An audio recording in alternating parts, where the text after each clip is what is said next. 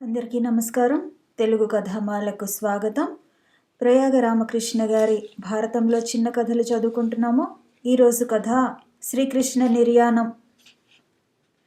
దారకుణ్ణి బబ్రుణ్ణి వెంటబెట్టుకుని బలరాముణ్ణి వెతుకుతూ బయలుదేరాడు కృష్ణుడు.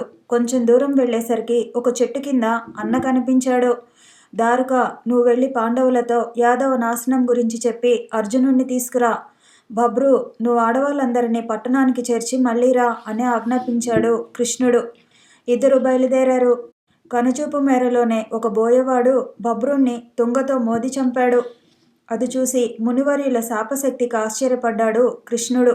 బలరాముడి దగ్గరకు వెళ్ళి, అన్నా, నేను ఈ వాహనాలను వనితలను మన పురానికి తీసుకువెళ్ళి విడిచి తండ్రి ఆజ్ఞ తీసుకుని వస్తాను. అందాక నువ్వు ఇక్కడే ఉండు అని చెప్పి ద్వారకా నగరానికి వెళ్ళాడు. వసుదేవుణ్ణి చూశాడు.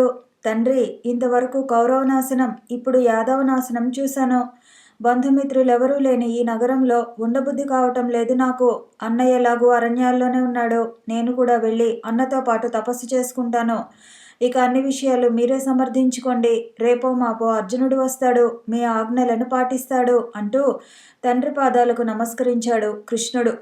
ఆ వృద్ధమూర్తి మాటలు రాక చేష్టలు దక్కి మోగబోయాడు.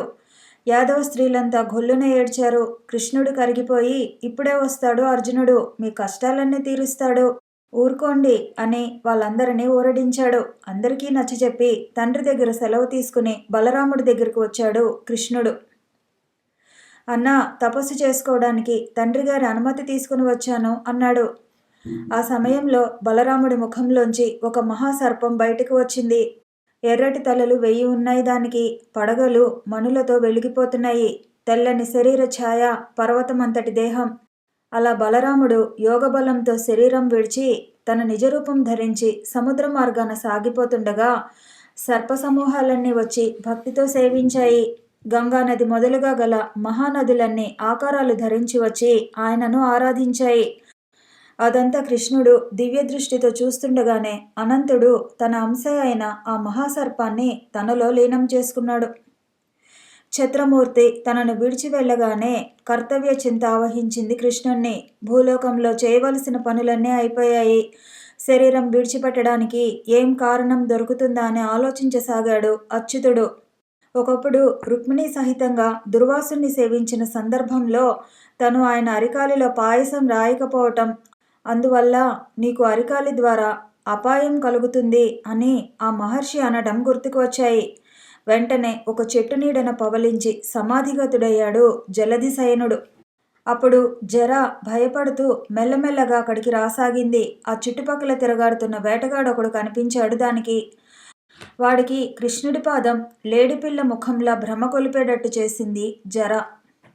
అల్లంత దూరం నుంచి చూసి ఆ వేటగాడు మా మంచి లేడి దొరికిందనుకుంటూ గురి చూసి బాణం విడిచాడు.